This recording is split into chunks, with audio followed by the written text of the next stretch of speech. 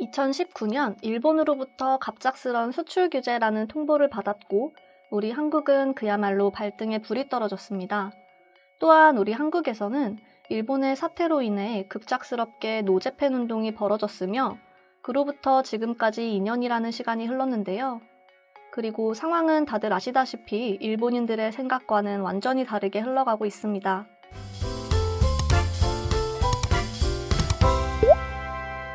자신들의 기술이 없으면 아무것도 할 수 없을 거라는 일본인들의 생각과는 달리 우리 한국은 현재 일본보다 그리고 아시아에서 소위 말해 가장 잘 나가는 나라가 됐죠. 그리고 지난 7월 1일 한국의 산업통상자원부는 일본의 수출 규제 조치 2주년을 계기로 소재와 부품, 장비의 경쟁력 강화 2년 성과를 발표했고 이는 일본인들에게 큰 논란과 논쟁거리가 되고 있습니다. 기사의 내용을 보면 2019년 7월 일본이 수출 규제 조치를 단행한 직후부터 한국 기업과 정부는 주력 산업의 공급망 안정화와 소재 및 부품 그리고 장비까지 경쟁력 강화를 위해서 끊임없이 노력했고 그리고 같은 해 8월 정부는 소재, 부품, 장비의 경쟁력 강화 대책을 발표했습니다. 무려 2조 1천억 원이라는 엄청난 규모의 투자가 이루어졌으며 특별회계의 신설과 관련된 법안을 개정했고 정책 컨트롤 타워까지 만들면서 많은 변화를 꾀했다고 기사에서 전하고 있습니다. 그 결과 고작 2년 만에 핵심 품목들이 대부분 국산화를 이루게 됐고 이제 한국은 일본 의존도가 감소했고 오히려 생산력이 3배가량 빨라졌다고 말하고 있습니다. 그 중에서도 반도체 핵심 품목의 현지화를 이루면서 수입액이 무려 6분의 1 수준으로 대폭 하락하는 성과를 얻었다고 합니다. 그러면서 한국 산업부 장관은 지난 2년간 위기 극복의 경험을 바탕으로 한국은 세계 공급망을 주도했고 세계를 리드하는 첨단 산업 강국으로의 도약이 가능해졌다. 앞으로도 계속 노력하겠다라고 언급하였습니다. 사실 일본 정부는 한국 대법원의 판례를 두고 보복성으로 화이트리스트를 배제했으며 자신들은 한국이 일본 내 기술력 없이는 절대 성공하지 못할 것이라고 생각하고 결국 한국이 고개를 숙일 것이라고 생각했습니다. 하지만 한국은 지난번 영상에서도 말했듯 위기를 기회의 발판으로 삼았고 현재 우리 한국의 일본 의존도는 과거와 비교해서 상당히 떨어졌죠. 그리고 한국 내에서 벌어졌던 노재팬 운동은 여전히 지지하는 편이고 그로 인해 한국 내 일본의 기업들은 조금씩 한국에서의 철수를 생각하고 있다고 합니다. 특히 유니클로는 시간이 지날수록 많은 지점들이 폐점하고 있으며 닛산, 인피니트의 자동차 브랜드들은 이미 한국에서 철수한 상태입니다.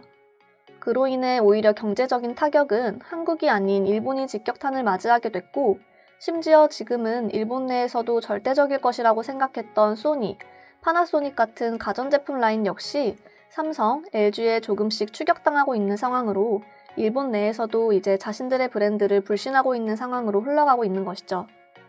그렇다 보니 일본 네티즌들은 지금 상황을 두고 큰 우려를 나타내고 있는 상황입니다. 오늘은 해당 소식을 접한 일본 네티즌들은 어떤 반응을 보이고 있는지 살펴보도록 하겠습니다. 불화수소 수입액이 6분의 1로 감소라고? 제발 한국은 돈 없는 장난을 그만했으면 좋겠다. 2년이 흘렀으니 노재팬의 선언은 이미 완료가 됐어야 한다. 하지만 지금 상황은 한국인들은 조금씩 일제 상품을 더 찾는 분위기로 흘러가고 있다. 역시 한국의 냄비 근성이란. 아마도 일본에서 대량으로 유출된 분이 있었기 때문에 K의 영향은 소소할 것이다. 일본에서 빼돌린 것을 기사화하지 않았기 때문일 것이다.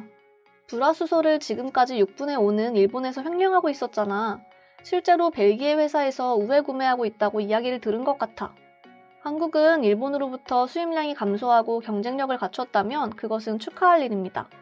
하는 김에 모든 수입을 중단하고 새로운 성장을 목표로 하는 것은 어떻습니까? 이웃나라 한국에서 일본의 이탈 상황이 진행되고 있는 것은 좋은 일이라고 생각합니다. 하지만 품질 관리, 새로운 소재 및 제품의 자체 개발, 과연 한국에서 가능할까? 그리고 금융과 무역에서 일본은행의 보증이 없더라도 거래가 이루어질 수 있다면 한국은 자립할 수 있을 것입니다.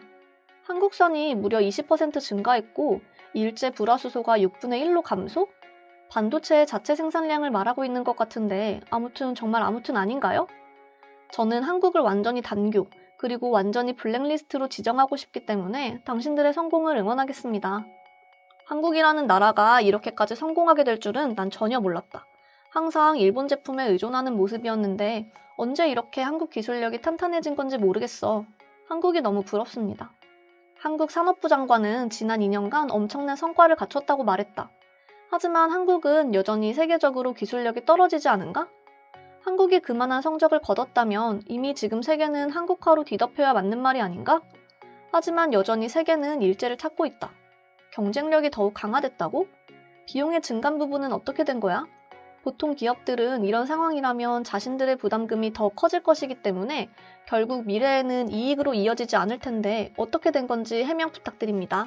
한국의 갖은 노력에도 불구하고 대일 무역 적자는 더욱 증가했다고 합니다. 또 무엇이든 서로 관련되지 않는 것은 굉장히 좋은 일이다. 꼭 노제팬을 달성하시길 바랍니다. 그리고 일본에서 다시는 한국 제품을 보는 날이 없길 바랍니다. 단순히 수입을 다변화했기 때문이라고 생각합니다.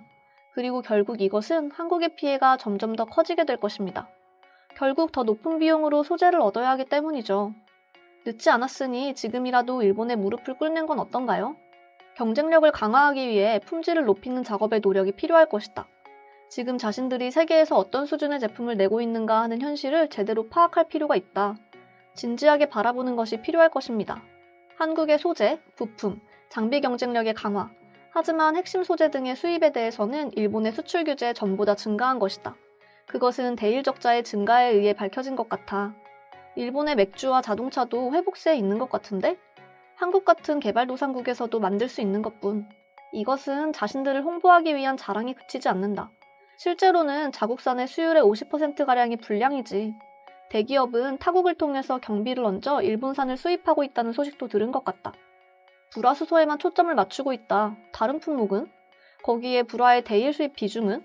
한국이 과연 성공했다는 말은 믿기지 않아.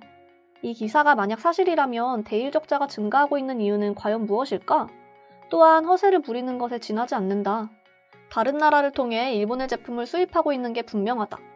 지금 일본은 완전히 경쟁력을 잃은 것이다. 한국은 국내산 100%를 지향하고 있는데 일본은 여전히 한국 제품이나 대만, 태국에 치중하고 있지 않은가. 지금이라도 한국에게 사과하고 제대로 된 배상을 하고 함께 문제를 해결해야 하지 않을까? 그러게 말입니다. 지금 일본의 능력으로는 도저히 더 나은 미래를 꿈꿀 수 없습니다. 아마도 이 상황이 10년만 지속된다면 우리 일본은 완전히 선진국에서 배척되고 말 것입니다.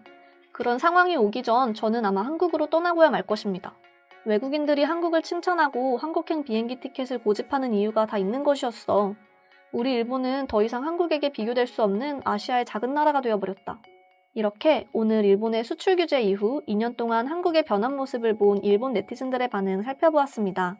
이상으로 오늘의 영상은 마칠 텐데요. 다음 영상으로 찾아오겠습니다. 감사합니다.